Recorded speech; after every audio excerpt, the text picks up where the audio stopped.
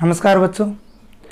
देखिए, कल हमने आपकी कक्षा 12 एनसीईआरटी बायोलॉजी के 9वें चैप्टर की बात की थी, जो आपकी तीसरी यूनिट का दूसरा चैप्टर था। एक यूनिट 8वां कंप्लीट हो चुका था और दूसरा तीसरी यूनिट का चैप्टर कौन सा है? 9वां। 9वीं की शुरुआत हमने कल कर ली थी, जैसा आपको स्क्रीन पे दिख रहा है। प्यारे बच्चों, मैं शुरुआत से बात करता हूँ कि हमने कल वाले वीडियो के अंदर क्या पढ़ा और आज क्या पढ़ने वाले हैं, क्योंकि जब भी हम लोग बात करते हैं कि आगे के टॉपिक की, तो वो हमें पता होना चाहिए। पहले ही अगर पता होगा तो वो हमें बहुत अच्छी तरह से समझ में आएगा, क्योंकि वो जो बातें आगे पढ़ने वाले हैं अगर आपने पहले कभी पढ़ी हैं तो वो तुरंत आपके दिमाग में आने लगेंगी, जिससे आप में जो है उसको समझने की इच्छा जो है वो ज़्यादा विकसित होगी। देखिए, बात करते हैं। सबसे पहले तो कल शुरुआत की थी पशुपालन की, एनिमल हस्बेंड्री की बात की थी, और पशुओं को पालना ही पशुपालन मैंने बताया था, जिसमें पशु प्रजनन और पशुओं की देखभाल जो है वो विशेषतः उपयोगी थी, ये बताया था। और इसका मुख्य उद्देश्य जो हमारे जो चैप्टर है उसका नाम था खाद्य उत्पादन में वृद्धि और कार्यनीतियाँ। खाद्य उत्पादन में वृद्धि और कार्यनीतियाँ, ये इसका मुख्य उद्देश्य था। इसके बाद में जो हमने बात की थी पशुपालन से संबंधित, पहला एक मुख्य टॉपिक किया था हमने डेयरी फार्म प्रबंधन, ठीक है ना, डेयरी फार्म मैनेजमेंट की बात की थी, जिसमें मैंने उद्देश्य बताया था दूध उत्पादन करना। बिल्कुल आप लोग इसको सही करोगे कभी भी अगर पूछ लिया जाएगा तो।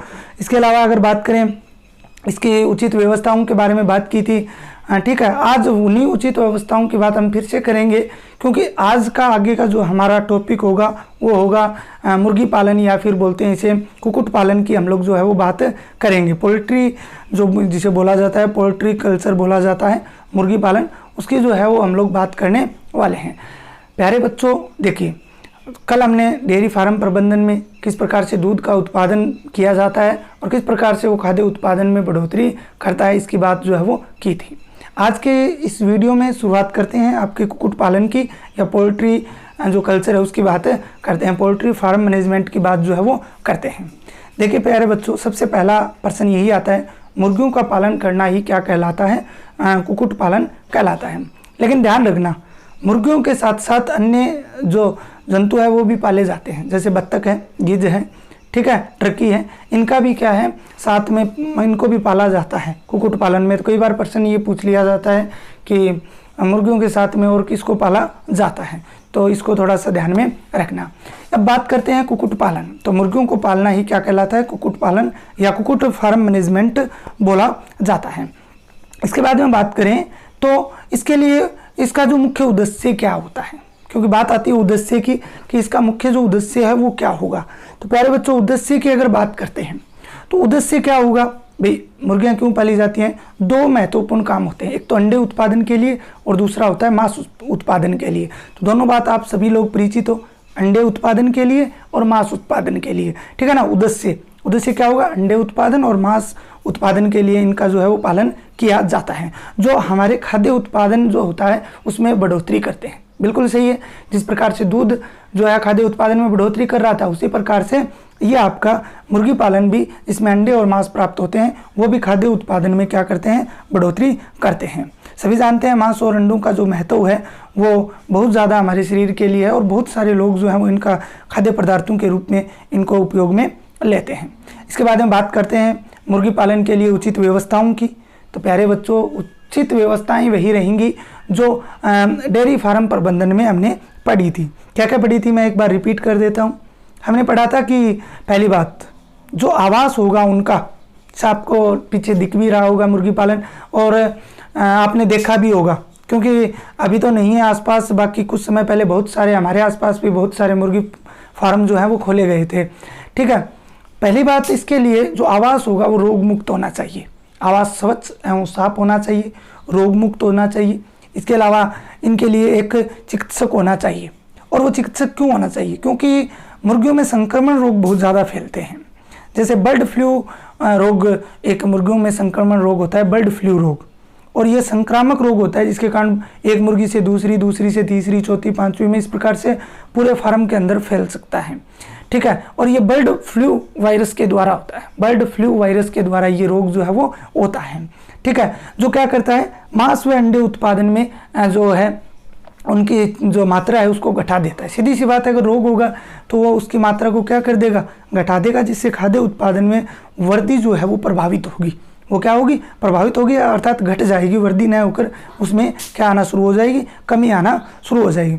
इसके अलावा बात करें, जो भी हम लोग बर्तन काम में लेते हैं, उपयोगी बर्तन, वो साफ़ सुथरे होने चाहिए। बर्तन कैसे होने चाहिए, साफ़ सुथरे होने चाहिए। इसके अलावा अगर प्यारे बच्चों बात करते हैं और क्या होना चाहिए, तो डॉक्टर आपको बता ही दिया, चिकित्सक बोल सकते हो, साफ सफाई अवस्था होनी चाहिए, रोग मुक्त आवास। इसके अलावा मुर्गियों का जो आवास होता है वो उनके अनुकूल होना चाहिए। ऐसा नहीं है कि वातावरण कैसा भी हो तो वो जीवित नहीं रह पाएंगे, उनकी अनुकूलता का ध्यान रखना। एक तो प्रतिकूलता होती है विपरीत, और एक अनुकूलता होती है जो शरीर के लिए सही हो, तो वो उसका भी पता होना चाहिए। इसके अलावा मुर्गी पालन से संबंधित विभिन्न जानकारियां जो हैं वो मुर्गी फार्म प्रबंधक जो होता है उसको पता होनी चाहिए, जो डायरेक्टर होता है उसको पता होना बहुत ज़रूरी होता है। तो प्यारे बच्चों, ये था आपके कुक्कुट पालन या मुर्गियों का पालन। इसके साथ साथ मुर्गियों के साथ साथ कुक्कुट पालन के अंदर मैंने आपको बता दिया, बतख है, टर्की है, इसके अलावा गिद्ध है। गिद्ध आप लोग जानते होंगे, पुराने समय में दिखाई देते थे, अब तो बहुत कम हो गए हैं, दिखाई नहीं देते हैं। बाकी हमारे आसपास भी बहुत सारे दिखाई देते हैं। बाकी बत्तख भी आपने देखा होगा, गिद्ध भी आपको शायद स्क्रीन पे जो है वो दिख गया होगा। ठीक है, तो ये बहुत सारी जो हैं बातें हमने की, और कुक्कुट पालन हमारा जो है वो इस प्रकार से पूरा हो जाता है। इसके बाद में हम लोग मधुमक्खी पालन की बात करेंगे, वो आगे वाली वीडियो के अंदर बात करेंगे। लेकिन उससे पहले आपके एक टॉपिक दिया हुआ है पशु प्रजनन। क्या दिया हुआ है, पशु प्रजनन, ठीक है ना। एनिमल जो है रिप्रोडक्शन बोल सकते हो, पशुओं में प्रजनन।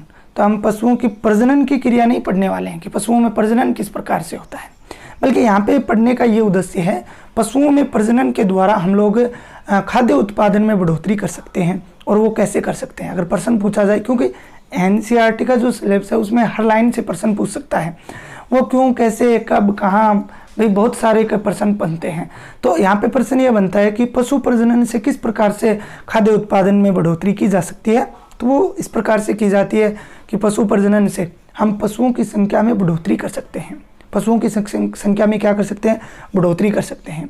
हम संकरण की क्रिया द्वारा उन्नत किस्म या नस्ल जो है वो प्राप्त कर सकते हैं, ठीक है, जिससे खाद्य उत्पादन में क्या होगी, बढ़ोतरी होगी। इसके अलावा अगर बात करें कि एक शब्द अभी मैंने यूज किया है, नस्ल। नस्ल क्या होती है, जब ऐसे जंतु जो आकार और आकृति में समान दिखते हों, आकार और आकृति में क्या दिखते हों, समान दिखते हों। जैसे गाय की अगर बात करें तो उसकी बहुत सारी नस्लें हैं, थार पारकर है, जर्सी है, राठी है, तो वो नस्ल हो गई, ठीक है ना। वो एक ही जाति के होते हैं, वो नस्ल हो गई, ठीक है। जैसे गाय है तो गाय की बहुत सारी हो गई हैं, तो वो उनकी नस्ल होती हैं। उनका आकार और आकृति और उनकी अगर फिजियोलॉजिकल बात करें, फिजियो की बात करें, उसके शारीरिकी की बात करें, कार्यकी की बात करें, तो वो सब क्या होती हैं, एकदम बिल्कुल समान होती हैं। लेकिन वो अलग अलग उनमें गुण होंगे, जैसे कि दूध उत्पादन ज़्यादा होगा, कुछ में कुछ होगा, तो अलग अलग नस्लें जो हैं वो विकसित की जाती हैं, जो पशु प्रजनन के द्वारा ही विकसित हो सकती हैं। प्यारे बच्चों, आगे वाली वीडियो के अंदर हम संकरण के बारे में पढ़ेंगे कि जो संकरण क्या होता है और कितने प्रकार का होता है, उसकी बात विस्तार से करेंगे। आज के लिए इतना ही, धन्यवाद।